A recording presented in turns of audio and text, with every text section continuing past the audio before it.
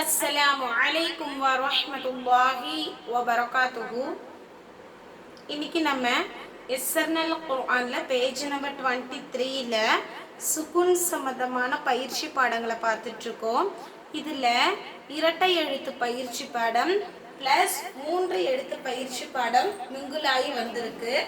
இதுல இன்னைக்கு நம்ம இந்த 5 வரிகளையும் ஃபினிஷ் பண்றோம். பாருங்க.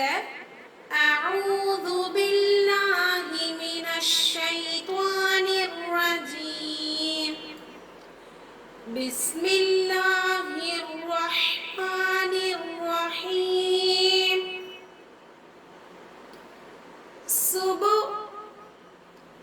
صبح لمن حد فغي مغ كلي كل أن أنا شب لثو تلي ين بم سق ميم لاؤ لاؤ. இதுல ரெண்டு வித்தியாசங்கள் வச்சு நம்ம பயிற்சி எடுக்கிறோம். இப்போ லாம் அலிஃப் தனித்தனியா கொடுத்திருக்காங்க. ஓகே, இதுல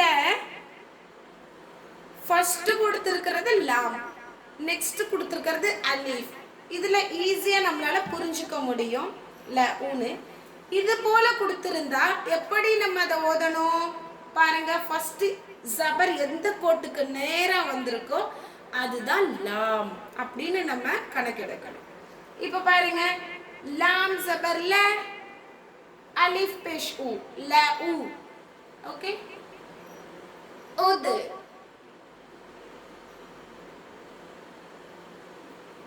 இந்த இடத்துல பாருங்க, நல்லா கவனிச்சு பாருங்க, இப்படி கொடுத்திருக்காங்க.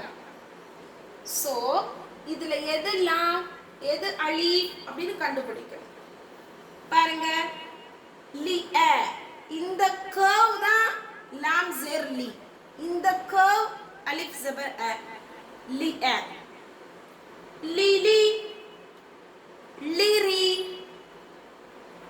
இந்த மெத்தட் எப்படி படிக்கணும் பாருங்க.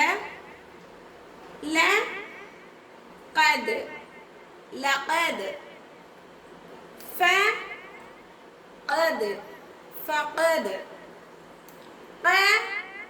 قلم قلم، كرم كرم، عجب عجب، حسد حسد، حسد حسد، حسد حسد، حسد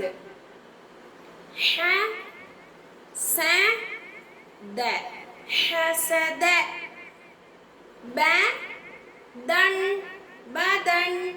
இதுல லகதுக்கு சட்டம் சொல்லி பாடம் போடணும். சரியா? லகது கரெக்டா சட்டம் சொல்லுங்க. கல்கலாவுடைய சட்டம் ஃபாலோ பண்ணலைன்னா நம்ம அது வரைக்கும் இது சுகுன் பாடமாவே நீங்க கணக்கெடுங்க. நான் எப்படி அசைச்சு சொல்லியிருக்கனோ அதையே ஃபாலோ பண்ணிக்கோங்க இன்ஷா அல்லாஹ்.